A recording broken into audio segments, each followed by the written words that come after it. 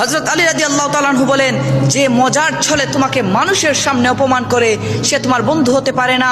বন্ধু তাকে বানাও যে তোমাকে নামাজের জন্য উপদেশ দিবে, বন্ধু তাকে বানাও যে তোমাকে ভালো কাজের দিকে নিয়ে যাবে, বন্ধু তাকে বানাও যে তোমাকে খারাপ কাজ করতে দেখলে বাধা দিবে, বন্ধু তাকে বানাও যে তোমাকে আল্লাহর জন্য ভালোবাসবে, বন্ধু তাকে বানাও যে তোমাকে জান্নাত পর্যন্ত নিয়ে যাবে। হে যুবক, অন্তত একবার ভেবে দেখো, যেদিন আল্লাহ কিয়ামতের ময়দানে বলবেন, সেদিন তোমরা আমাকে ভুলে গিয়েছিলে তাই আজ আমিও তোমাদেরকে ভুলে গেলাম, তখন কি করবা?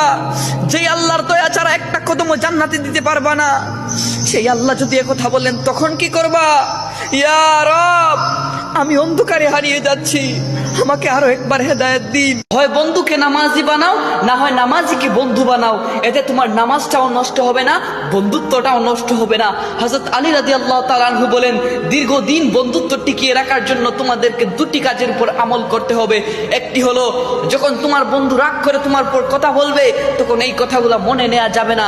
আর দ্বিতীয়টি হলো, কখনো বন্ধুর সাথে রাগ করা যাবে না, বন্ধুর সাথে রাগ করে কথা বলা যাবে না, তাহলেই বন্ধু